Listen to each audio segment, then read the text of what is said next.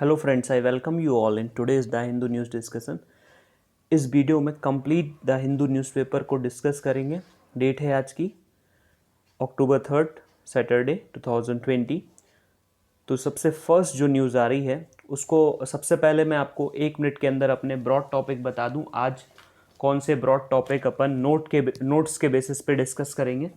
सबसे पहला टॉपिक जो डिस्कस करेंगे वो है लेबर कोड बिल, उसके बाद farm bill, Paris climate agreement and और भी बहुत कुछ आज डिस्कस करने वाले हैं। तो इस वीडियो को पूरा ज़रूर देखिए।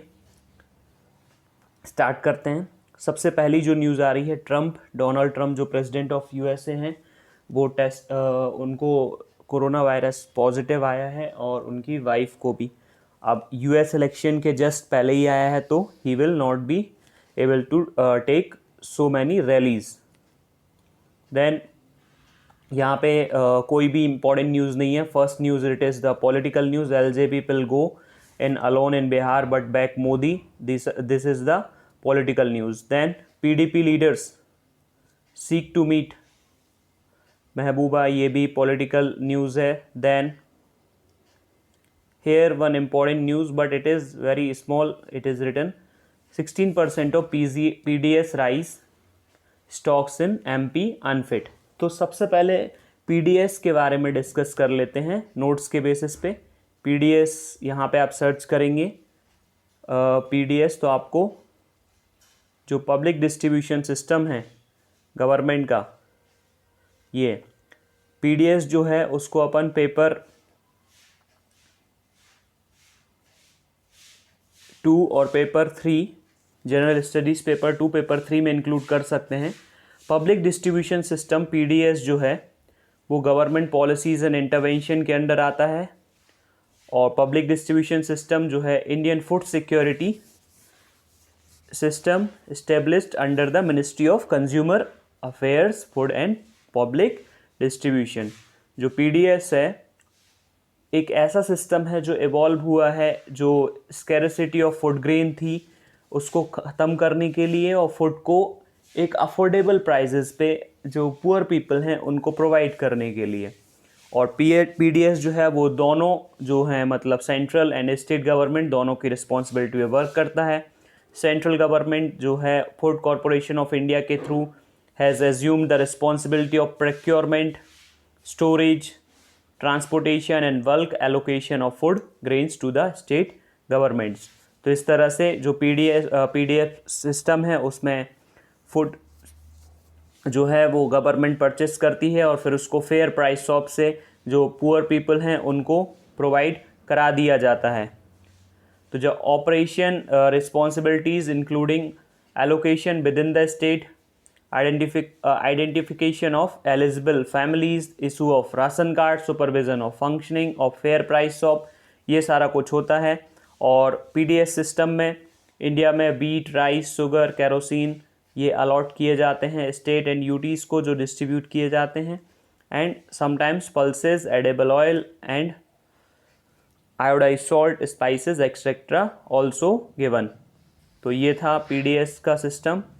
देन नेक्स्ट अपनी न्यूज़ है हाथरस जो केस हुआ था उसके बेसिस पे जंतर मंतर में जो एक्टिविस्ट हैं वो इकट्ठे हुए और उन्होंने डिमांड किया योगीज रेजिग्नेशन। देन नेक्स्ट यहाँ पे कोई इम्पोर्टेंट न्यूज़ नहीं है, सारी पॉलिटिकल न्यूज़ हैं। देन ये सेम न्यूज़ फिर से इधर आई है कि 16% of rice stocks in MP unfit for human consumption. जो भी पब्लिक डिस्ट्रीब्यूशन सिस्टम में राइस डिस्ट्रीब्यूट होना था उसका जो 16% राइस है वो अनफिट है पब्लिक कंजम्पशन के लिए। Then next farm bill Congress launches state wise signature campaign. तो अपने लिए ये पॉलिटिकल न्यूज़ तो इम्पोर्टेंट नहीं है, लेकिन अपने लिए फार्म बिल एक इम्पॉर्टेंट हो सकता है। तो फार्म बिल को एक बार डिस्कस कर लेते हैं नोट्स के बेसिस पे।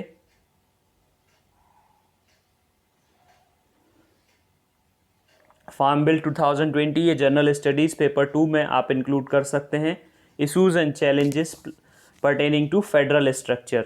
अब इसमें पब्लिक डिस्ट्रीब्यूशन सिस्टम ऑब्जेक्टिव भी इसी में आ जाते हैं। देन गवर्नमेंट पॉलिसीज इंटरवेंशन, ये पूरा इसका कॉन्टेक्स्ट क्या है, जो 3 फार्म बिल हैं जो एग्रीकल्चर रिफॉर्म के लिए गवर्नमेंट ने इंट्रोड्यूस किए हैं पार्लियामेंट के लिए रिप्लेस करने के लिए ऑर्डिनेंस जो इशू हुए थे लॉकडाउन के दौरान। तो वो 3 बिल जो हैं वो हैं farmers produce trade and commerce bill 2020, farmers empowerment protection agreement on price assurance and farm services bill and essential commodities bill 2020। अब ऑर्डिनेंसेस जो थे उसमें क्या बताया था, तो ये यहाँ पे बताया है the farmers produce trade and commerce promotion and facilitation ordinance as following provisions. सबसे पहला प्रोविजंस है open up agricultural sale and marketing outside the notified agricultural produce marketing committee mandis for farmers. पहले जो फार्मर्स हैं उनके पास ये बाउंडेशन होती थी कि उनको जितना भी उनका फार्म प्रोड्यूस है वो उनको मंडी में जाके ही सेल करना है, लेकिन अब ये बाउंडेशन नहीं है। वो अपना जो प्रोड्यूस है वो ओपन मार्केट में भी सेल आउट कर सकते हैं, ओपन मार्केट में भी उसको बेच सकते हैं। Then remove barriers of to inter state trade, और जो इंटर स्टेट ट्रेड है मतलब एक स्टेट से दूसरे स्टेट में seamlessly without any regulation they can move their produce. Then provides a framework for electronic trading of agricultural produce. जैसे कि शेयर मार्केट में शेयर की ट्रेडिंग होती है, वैसे ही यहाँ पे एक फार्मर है वो अपना जो उसके यहाँ पे जो भी प्रोड्यूस होता है वो उसको फॉरवर्ड मार्केट में डाल सकता है कि हाँ हमारे यहाँ ये प्रोड्यूस होगा और इसकी कॉस्ट ये होगी, तो जो भी डिस्ट्रीब्यूटर उससे परचेस करना चाहेगा वो इलेक्ट्रॉनिकली परचेस कर लेगा। And prohibits state government for collecting market fee cesses और levy for trade outside the APMC mandis. दोस्तों अगर आपको वीडियो अच्छा लगा है तो चैनल को सब्सक्राइब ज़रूर करें। द फार्मर्स, देन सेकेंड जो है वो the farmers empowerment and protection agreement और price assurance and farm services ordinance relate to contract farming. और कॉन्ट्रैक्ट फार्मिंग वाले जो बिल है उसमें प्रोविज़न है provides framework on trade agreement for sale and purchases of farm produce mutually agreed remunerative price, मतलब दोनों लोग जो एग्री करेंगे ट्रेडर और फार्मर उसके बेसिस पे उनसे प्राइस ली जाएगी और फार्म जो है वो रिटर्न एग्रीमेंट में उनसे एग्रीमेंट साइन किया जाएगा। देन एसेंशियल कमोडिटीज़ का जो ऑर्डिनेंस है उसमें ये प्रोविज़न है कि जो सीरियल्स और पल्सेस ऑयल सीड्स हैं उनसे जो उनको एसेंशियल कमोडिटीज़ की लिस्ट से हटा दिया गया है, तो जो भी ट्रेडर्स हैं वो जितना ये चीज़ें हैं उनको स्टोर करके रख सकते हैं। जो सेंट्रल गवर्नमेंट है उसको अलाउ किया गया है कि इन सप्लाई जो है वॉर वगैरह के टाइम पे वो प्राइस राइज को रोक सकते हैं। और imposition of any stock limit और एग्रीकल्चरल जो प्रोड्यूस है उसके ऊपर एक कैप लगा के रखा है कि अगर 100% जो है इंक्रीज़ होता है रिटेल प्राइस में हॉर्टिकल्चर प्रोड्यूस में जैसे कि फल और सब्जियों में, और 50% इंक्रीज़ होता है नॉन पेरिसेबल गुड्स में जो ख़राब नहीं होते हैं, तो ऐसे गुड्स में अगर होता है तो गवर्नमेंट फिर जो है उस पर रिस्ट्रिक्शन लगा देगी। अब फार्मर्स क्यों इनको अपोज कर रहे हैं, तो जो स्टेट गवर्नमेंट है और फार्मर्स हैं वो इनको अपोज कर रहे हैं सिंस एग्रीकल्चरल जो है मार्केट्स जो हैं वो स्टेट सब्जेक्ट हैं, और स्टेट सब्जेक्ट हैं एंट्री 14 एंड एंट्री 18 में रेस्पेक्टिवली इन अ लिस्ट और 2 the ordinance are being seen as a direct encroachment upon the function of states. अब जो है प्रोविज़न जो इसके हैं वो अगेंस्ट देखे जा रहे हैं कोऑपरेटिव फेडरलिज्म। स्टेट्स का कंसर्न है कि ये इनसे कंसल्ट ही नहीं किया गया, और कुछ जो क्रिटिक्स हैं वो कह रहे हैं कि ये MSP जो है गवर्नमेंट उसको एंड करना चाहती है।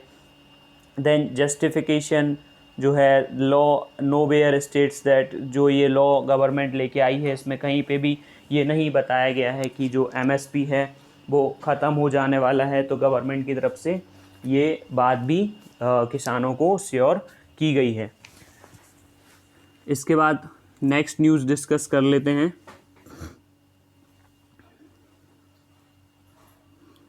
सबसे पहला जो अपना एडिटोरियल है जो आज अपन को डिस्कस करना है that is pathways to diversity. तो सबसे पहले बायोडाइवर्सिटी जो कन्वेंशन है वो इंडिया जो है वो एक की मेंबर है उसका। दो UN समिट जो हुई थी बायोडाइवर्सिटी कन्वेंट के सितंबर 30 को हुई थी in the midst of global crisis caused by the novel corona virus.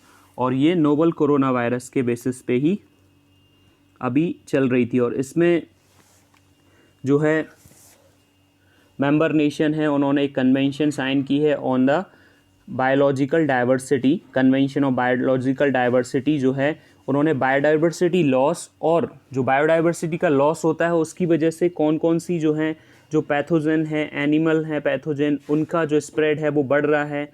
और जो इंडस्ट्रियल डिस्ट्रक्टिव इंडस्ट्रियल और कमर्शियल प्रैक्टिसेस हैं उनकी वजह से भी बहुत ज़्यादा जो है वो लॉस हो रहा है।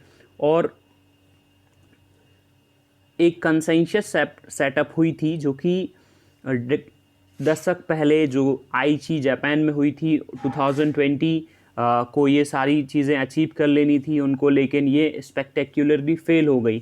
तो यूएन जो है उनका ग्लोबल बायोडाइवर्सिटी आउटलुक 5 जो रिपोर्ट आई है, वो जो आईची में जापान में उन्होंने जो भी टारगेट फिक्स किए थे उसका बिल्कुल भी 20% मीन्स 20 टारगेट्स जो हैं वो उन्होंने सेटअप किए थे, तो उन 20 टारगेट्स में से कोई भी जो टारगेट है वो उनका फुलफ़िल नहीं हो पाया। 20 टारगेट्स में से कोई भी टारगेट फुलफ़िल नहीं हो पाया। जो बहुत सारी कंट्रीज़ ऐसी थी जिन्होंने चूज़ किया कि वो इग्नोर कर दें connection between biodiversity and wellbeing and depleting. जो उनको जो कंट्रीज़ हैं उनको फाइनेंशियल प्रॉस्पेरिटी ज़्यादा पसंद थी, तो उन्होंने जो है अपना फाइनेंशियल प्रॉस्पेरिटी के लिए इकोलॉजिकल जो बायोडाइवर्सिटी है, जो कैपिटल है, उनको छोड़ दिया। तो इस तरह से ये बात की गई है इस एडिटोरियल में। अब नेक्स्ट एडिटोरियल जो है वो flagging cess non transfer is economic impact. देखो, जो गवर्नमेंट ऑफ इंडिया होती है वो कोई ना कोई एक टैक्स इम्पोज करती है इंडिविजुअल्स पे, कंपनीज़ पे। कोई डायरेक्ट टैक्स होता है, कोई इनडायरेक्ट टैक्स होता है। तो गवर्नमेंट टैक्स के ऊपर एक सेस चार्ज करती है एक स्पेसिफाइड डिफाइंड पर्पस के लिए। वो सेस जो है वो कॉन्स्टिट्यूशन के अकॉर्डिंग गवर्नमेंट जो सेस कलेक्ट करती है, वो सेस आर्टिकल 270 गवर्नमेंट को ये मैंडेट देता है कॉन्स्टिट्यूशन का कि गवर्नमेंट जो है वो टैक्स कलेक्ट करे लोगों से। लेकिन at the same time article 271 ये कहता है कि जो गवर्नमेंट जितना भी टैक्स कलेक्ट कर रही है उसके ऊपर गवर्नमेंट ने जितना भी सेस लिया है वो सेस डिविजिबल नहीं है। वो सेस गवर्नमेंट को स्टेट गवर्नमेंट के साथ हिस्सेदारी नहीं करनी है, उस सेस को स्टेट गवर्नमेंट को नहीं देना है। तो सेंट्रल गवर्नमेंट जो है वो इसी चीज़ का फ़ायदा उठा लेती है। तो इसी चीज़ के लिए यहाँ पे आज एक आर्टिकल दिया हुआ है जो फाइनेंशियल ऑडिट रिपोर्ट है गवर्नमेंट ऑफ इंडिया की, वो CAG जो हैं उन्होंने रखी 2018-19 के लिए। तो उन्होंने बताया उस रिपोर्ट में कि जो गवर्नमेंट है अभी अपोजिशन जो रूल्ड स्टेट हैं उन्होंने बहुत जो हार्श गवर्नमेंट के इस कदम को बताया। जब गवर्नमेंट ने जो है सेस का जो कंपनसेशन जो GST का कंपनसेशन है, जो कि GST जो लॉ है उसमें 5 इयर्स के लिए स्टेट्स को जो भी उनका रेवेन्यू का लॉस है उसको कंपनसेट सेंट्रल गवर्नमेंट को करना है। लेकिन सेंट्रल गवर्नमेंट ने अभी एक्ट ऑफ गॉड का बोल के जो गवर्नमेंट स्टेट गवर्नमेंट को जो मनी प्रोवाइड करना था वो प्रोवाइड नहीं किया और स्टेट गवर्नमेंट से ये बोल दिया कि आप बोरोइंग करके अपना जो क्लेम है उसकी भरपाई कर लो। तो जो CAG रिपोर्ट स्टेट्स कर रही है कि गवर्नमेंट ने 6,466 करोड़ कैंपनसेशन सेस रेवेन्यू 2017-18 का गवर्नमेंट के पास बचा हुआ है। अब GST जो बिल है उसमें ये प्रोविज़न था, GST एक्ट में ये प्रोविज़न था कि जो भी सेस कलेक्ट होता है गवर्नमेंट का वो सेस गवर्नमेंट को यूज़ करना है स्टेट्स को कंपनसेशन देने के लिए। बट सेंट्रल गवर्नमेंट ने 2017-18 में सेस कलेक्शन थोड़ा ज़्यादा हो गया, तो उसका 6,466 करोड़ रुपीस सेंट्रल गवर्नमेंट के पास है, 40,806 करोड़ रुपीस 2018-19 के लिए है। तो मतलब इतने पैसे गवर्नमेंट के पास हैं और ये गवर्नमेंट को सेस कलेक्शन जो फंड बनाया था, GST कंपनसेशन फंड बनाया था, उसमें रखना चाहिए। लेकिन गवर्नमेंट उसको कहाँ रख रही है? सेंट्रल गवर्नमेंट उसको रख रही है CFI consolidated fund of India में। तो ये यहाँ पे राइटर का कंसर्न है। एट अ टाइम जो यहाँ पे बहुत सारी जो कंट्रोवर्सी चल रही है, गवर्नमेंट, सेंट्रल गवर्नमेंट ने रिफ्यूज़ कर दिया है स्टेट्स को कंपनसेशन देने के लिए। हालांकि वो लीगली बाइंडिंग है सेंट्रल गवर्नमेंट के ऊपर, बिकॉज ऐसा बिल में प्रोविज़न है कि 5 ईयर्स तक सेंट्रल गवर्नमेंट को कंपनसेशन प्रोवाइड करना ही है। अब यहाँ पे राइटर का कहना है कि जो सेस है वो CAG ऑब्जर्वेशन जो है वो ये बता रही है कि सेंट्रल गवर्नमेंट ने सेस जो है वो स्टेट गवर्नमेंट को जो पर्टिकुलर फंड बनाया है सेंट्रल गवर्नमेंट ने सेस कलेक्शन के लिए, उस फंड में पैसे को ट्रांसफ़र नहीं किया, या जो बोर्ड बनाया है उस बोर्ड में ट्रांसफ़र नहीं किया। अब there are as many as 35 cesses levied by the central government of India. जो गवर्नमेंट ऑफ इंडिया है वो 35 सेस लगाती है। These are earmark taxes. Earmark taxes मतलब इसमें जो है वो पर्टिकुलर स्पेसिफिक पर्पस के लिए ये लेवी किए जाते हैं। ऐसा डायरेक्टली किसी मतलब डायरेक्टली नहीं लिए जाते, कोई पर्टिकुलर पर्पस के लिए, जैसे हेल्थ एंड एजुकेशन है, रोड एंड इंफ्रास्ट्रक्चर है, क्रूड ऑयल के ऊपर है। So these are the taxes जो लिए जाते हैं स्पेसिफिक पर्पस के लिए, और इनके लिए रिज़र्व फंड बनाया जाता है, डेवलपमेंट बोर्ड बनाए जाते हैं, फिर उसमें वो पैसे ट्रांसफ़र किए जाते हैं। क्योंकि जो ये जो सेस है वो CFI जो है, कंसोलिडेटेड फंड ऑफ इंडिया का है, वो उसका पार्ट नहीं होता, बिकॉज CFI से अगर गवर्नमेंट को मनी यूज़ करना है तो उसको पार्लियामेंट की परमिशन लेनी पड़ती है। But these are the part of the transaction of public account. ये जो सेस है वो पब्लिक अकाउंट के अंडर आता है, तो are suppose to be done by the government as a trustee और a banker, are not subject to vote by parliament. अब कैग ने ये भी पॉइंट आउट किया है कि 35 सेसेस जो हैं उनसे गवर्नमेंट को 2,75 करोड़ रुपीज़ मिले हैं। उसमें बहुत सारे रिज़र्व फंड में वो पैसे डेजिग्नेट करने थे और पब्लिक अकाउंट में जाने थे, और जो शॉर्ट ट्रांसफ़र हुआ है पब्लिक अकाउंट में वो है लगभग 1,11,000 करोड़ रुपए का। ये फिगर आपके लिए इम्पॉर्टेंट नहीं है, बट आप अगर ये फिगर पढ़ेंगे तो आपको ये मैकेनिज़्म समझ आ जाएगा कि सेस आखिर कलेक्ट कैसे होता है, कितना सेस आया। और द हिंदू में ये आर्टिकल अभी 4 या 5 दिन पहले सेस के बारे में अपन ने पहले भी डिस्कस किया था। तो जब आप ये ऐसे पुराना वाला जो आर्टिकल है उसको थोड़ा बहुत आपकी मेमोरी में होगा और उसको इससे रिलेट करके देखेंगे तो आपको पूरा अच्छे से समझ आ जाएगा।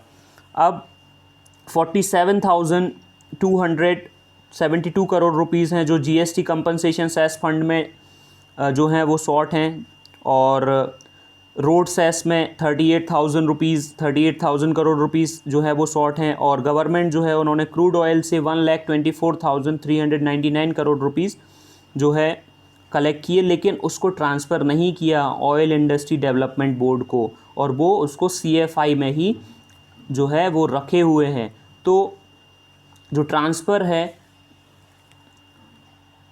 रिलीज़ अमाउंट का वो लगभग 1.2% ऑफ द GDP हो रहा है।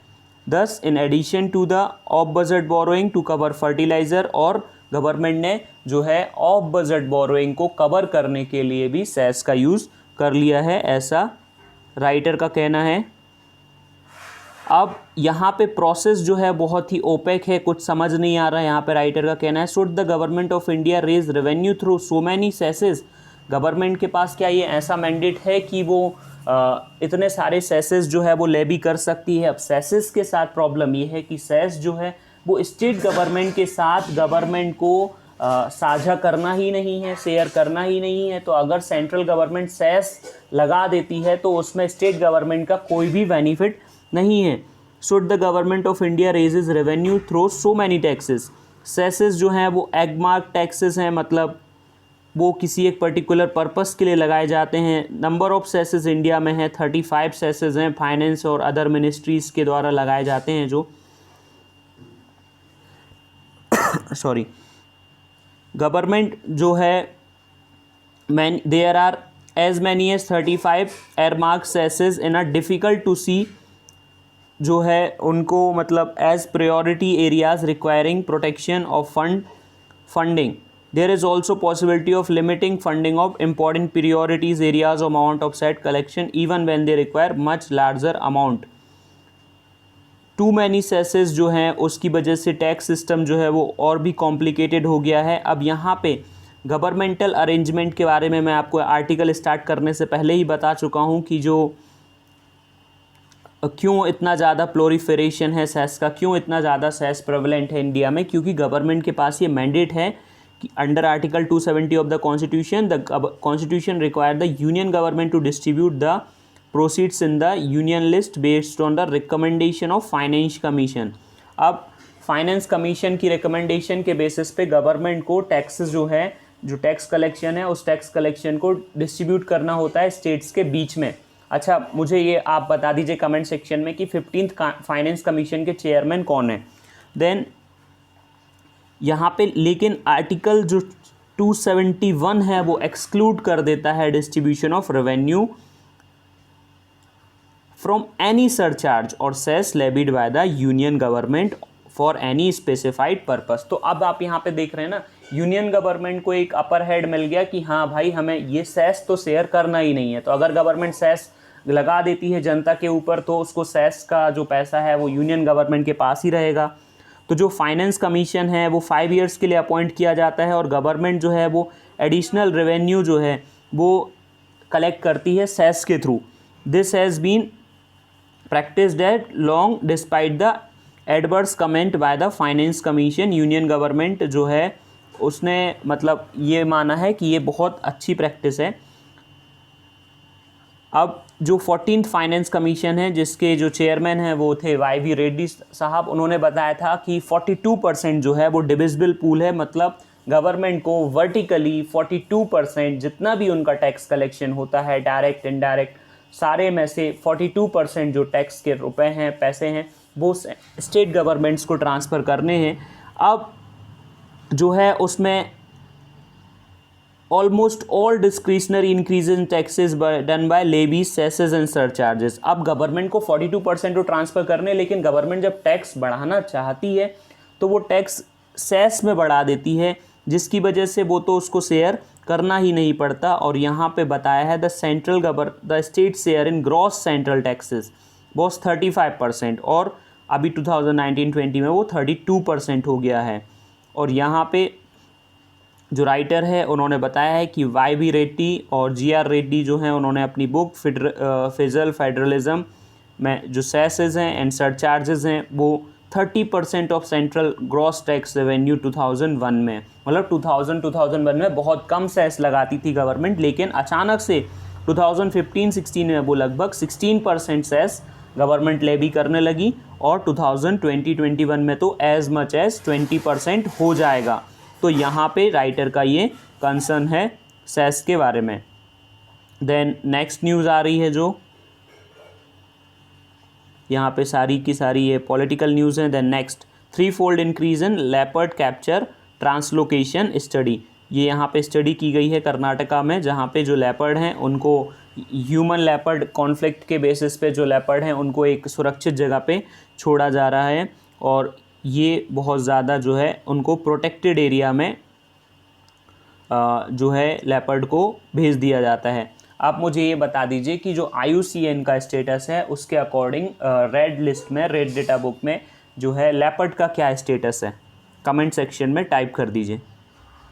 The next is law protected women children. यहाँ पे UN जो यूनाइटेड नेशन जनरल असेंबली है वहाँ पे स्मृति ईरानी है जो अपनी women and child development minister, उन्होंने अपनी बात रखी कि जो सेंट्रल गवर्नमेंट है उन्होंने मतलब यहाँ पे from paradigm of women development to women led development, मतलब उन्होंने एक इम्पॉर्टेंट बात रखी कि जो पहले ये सिस्टम होता था कि वुमेन का डेवलपमेंट करना है और अब ये सिस्टम हो गया है कि वुमेन डेवलपमेंट में हेल्प कर रही हैं. तो ये बस बात यहाँ पे इम्पॉर्टेंट है. देन एक स्टडी से ये पता चला है, सर्वे से, कि hygiene and immunity take priority in food habits. मतलब लोग कोरोना वायरस पेंडेमिक के बाद हाइजीन पे बहुत ज़्यादा ध्यान देने लगे हैं. देन नेक्स्ट है लेबर लॉ रिफॉर्म. तो जो लेबर लॉ रिफॉर्म्स हैं उनके बारे में डिस्कस करने से पहले इस आर्टिकल को थोड़ा देख लेते हैं। नोट्स के बेसिस पे डिस्कस करेंगे लेबर लॉ रिफॉर्म के लिए जो रिसेंटली है वो code on social security, industrial relation code and the occupational safety, health and working condition code which along with code on wages 2019 जो है टोटल 4 जो कोड हैं वो 29 जो लॉज हैं उनको उसने सबस्यूम कर लिया। तो यहाँ पे जो संतोष गंगवार जी हैं उनसे बात की गई और उनसे पूछा गया कि आपको ये क्रिटिसिज्म है कि ये जो है वो स्टैंडिंग कमेटी के पास फिर से नहीं भेजे गए। पार्लियामेंटेरियंस की डिमांड थी कि ये बिल स्टैंडिंग कमेटीज़ के पास भेज दिए जाएँ स्क्रूटनी करने के लिए। तो यहाँ पे उन्होंने बोला है कि जो कोड जब फ्रेम हुए थे तो उन कोड को फ्रेम करने के लिए ये इन अकॉर्डिंग द रिफॉर्म्स जो भी इनिशिएट किए गए हैं वो इस बेसिस पे किए गए हैं कि जो रिकमेंडेशन उनको दी गई थी second national commission on labour और 2000 उन्होंने बोला था सेंट्रल लेबर कमीशन ने कि सेंट्रल कमीशन ऑफ लेबर ने कि जितने भी बिल हैं लेबर के उनको आप 4 या 5 कोड्स में कोडिफाई कर दीजिए क्योंकि ये बहुत ज़्यादा लेंदी हैं तो इनको कम कर दीजिए। तो 2014 से ही इन्होंने ये काम स्टार्ट कर दिया था। अब इनका कहना है कि स्टेक होल्डर्स से भी जो है वो ट्राईपार्टेट कंसल्टेशन की गई और stakeholder including union, employer association, state government, international organisation, citizen जो है उनसे कंसल्ट की गई और process was held along with the seeking the comments of general public by placing the drafts code on the website. अब subsequent on the broad consultation various modification were made. उन्होंने बहुत सारे इसमें मॉडिफिकेशन भी किए हैं और जो लेबर कमीशन है उसको उन्होंने पूरे स्टेक होल्डर से बात करके 233 जो रिकमेंडेशन उनको मिली थी उसमें से 74% रिकमेंडेशन जो हैं उन्होंने उनको मान लिया है। फिर क्या इस लेबर कोड से जो वर्कर की लाइफ जो है वो चेंज होंगी, यहाँ पे उन्होंने क्वेश्चन पूछा तो आंसर दिया कि वर्कर जो है वो बहुत ज़्यादा मतलब इस बिल से उनके twin objective of securing the basic rights and worker and facilitating employment generation, मतलब वर्कर्स को बेसिक राइट तो मिलेंगे ही साथ में एम्प्लॉयमेंट का जनरेशन भी होगा। These labour code seeks universalise right to minimum wage of workers, मतलब हर एक वर्कर को मिनिमम वेज दिया जाएगा और जो प्रेजेंटली है सिर्फ 30% वर्कफोर्स को ही ऐसा शेड्यूल्ड एम्प्लॉयमेंट मतलब जो फॉर्मल एम्प्लॉयमेंट है उसमें है। Apart from this right to timely payment of wages जो है विदाउट कोई भी प्रॉब्लम के जो है टाइमली पेमेंट किया जाएगा। The occupational safety health code seeks to establish the dynamic framework in consonance with challenging technologies and industrial relation code जो है वो डिस्प्यूट रिजोल्यूशन मैकेनिज़्म को इंडस्ट्रियल एस्टेब्लिशमेंट में और ज़्यादा इफेक्टिवली पार्टिसिपेट कर पाएगा ट्रेड यूनियन से। और जो कोड ऑन सोशल सिक्योरिटी है वो significant step towards ensuring a universal coverage of all organised and particularly unorganised worker. अब इस चीज़ को अपन नोट्स के बेसिस पे डिस्कस कर लेते हैं। यहाँ पे टाइप करते हैं लेबर कोड। आप ये हमारा टेलीग्राम चैनल ज्वाइन कर सकते हैं।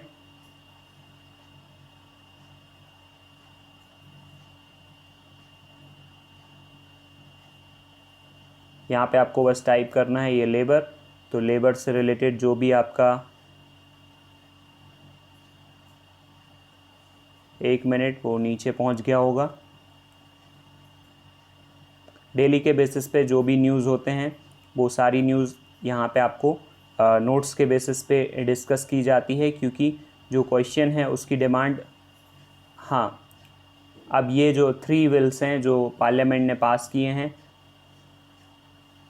That are industrial relation code 2020, code on occupational safety health working condition code और कोड ऑन सोशल सिक्योरिटी। और ये जो हैं 29 इन नंबर जो लॉ थे उनको 4 कोड्स में अमलगमेट कर दिया गया है। अब जो है सबसे पहला जो बेज कोड है उसमें जो है 4 लॉज जो हैं आपको इतना याद नहीं रखना है बट ये आपका थोड़ा बहुत आपको पता होना चाहिए। देन जो इंडस्ट्रियल रिलेशन कोड है उसमें 3 लॉज को सबस्यूम कर दिया गया है। देन ऑक्यूपेशनल सेफ्टी हेल्थ में 13 लॉज जो हैं उनको अमलगमेट कर दिया गया है। देन सोशल सिक्योरिटी कोड में 9 लॉज को अमलगमेट कर दिया गया है। अब एक एक जो बिल है उसका एक एक जो कोड है उसके प्रोविजंस पढ़ लेते हैं, फीचर्स पढ़ लेते हैं। सबसे पहला जो है वो है सोशल सिक्योरिटी कोड। जो ESIC है, एम्प्लॉयमेंट स्टेट इंश्योरेंस कॉरपोरेशन, जो है वो अवेलेबल रहेगी 740 डिस्ट्रिक्ट्स में। जो फैसिलिटी है अभी सिर्फ 566 डिस्ट्रिक्ट में बस है। जो EPFO है, एम्प्लॉयमेंट प्रोविडेंट फंड ऑर्गेनाइजेशन, जो है वो कवरेज सभी को दी जाएगी।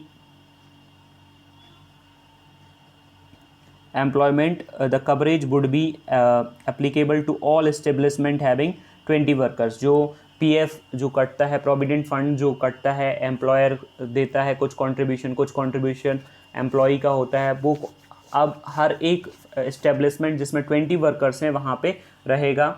और प्रोविज़न जो है सोशल सिक्योरिटी के लिए, जो अनऑर्गेनाइज सेक्टर है उनकी सोशल सिक्योरिटी के लिए प्रोविज़न जो है बनाए जा रहे हैं। और सोशल सिक्योरिटी फंड जो है वो क्रिएट किया जा रहा है फाइनेंशियल साइड में in order to implement these schemes. अब न्यूअर फॉर्म ऑफ एम्प्लॉयमेंट जो हैं वो क्रिएट हुए हैं टेक्नोलॉजी में चेंज होने की वजह से। तो प्लेटफॉर्म वर्कर, गिग वर्कर। अब ये गिग वर्कर क्या होता है, जो ये डेली जो वेज वर्कर्स होते हैं वो गिग वर्कर कहलाते हैं। देन इसके बाद नेक्स्ट जो है वो occupational safety, health and working condition जो कोड है उसमें free health checkup once in a year by employer for worker. Then legal right for getting appointment letter given to workers first time. Then sign worker designated as audio visual worker so that more and more worker get covered under occupational safety health.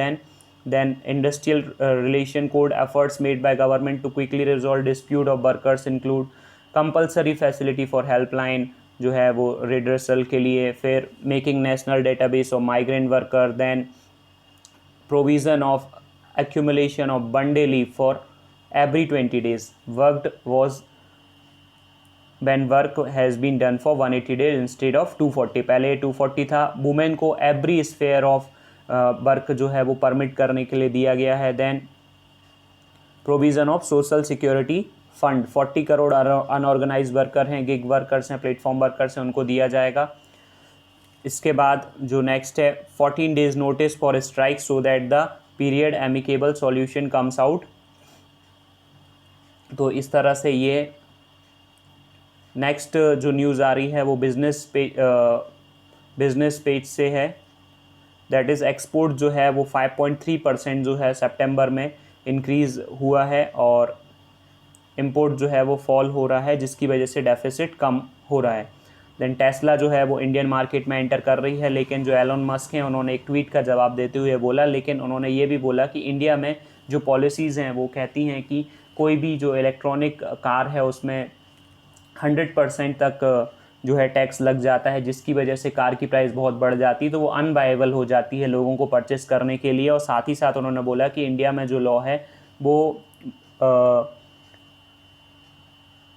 30% जो parts हैं वो India से ही उनको लेने पड़ते हैं, but India में supply नहीं है। अब नेक्स्ट न्यूज़ है जो पेटीएम जो CEO हैं उन्होंने रिलाई किया है कि जो गूगल प्ले स्टोर का बिलिंग मैंडेट है, गूगल प्ले स्टोर ये मैंडेट करता है कि अभी उसने बोला है कि जितने भी उसके पास इन ऐप परचेसेस वाले ऐप हैं उन ऐप को 30% जो भी उनको पैसे मिलते हैं वो गूगल को ट्रांसफ़र करने पड़ेंगे एज अ फ़ी। और अभी उन्होंने पेटीएम को ये चार्जेस के ऊपर कि गैम्बलिंग कुछ उन्होंने लॉ वायलेट किया है, गूगल की पॉलिसीज़ को वायलेट किया है, तो इसके बेसिस पे एक दिन के लिए हटा दिया गया था। हालांकि उसको वापस ले लिया था उन्होंने, लेकिन अब विजय शेखर शर्मा का ये कहना है कि जो फाउंडर हैं पेटीएम के, ये कहना है कि गूगल ने ये सारे डिसीजन आर्बिट्री लिए हैं। और साथ ही साथ अब इंडस्ट्रीज़ और गवर्नमेंट ये चाह रही है कि अपना इंडियन जो प्ले स्टोर है वो बना दिया जाए। देन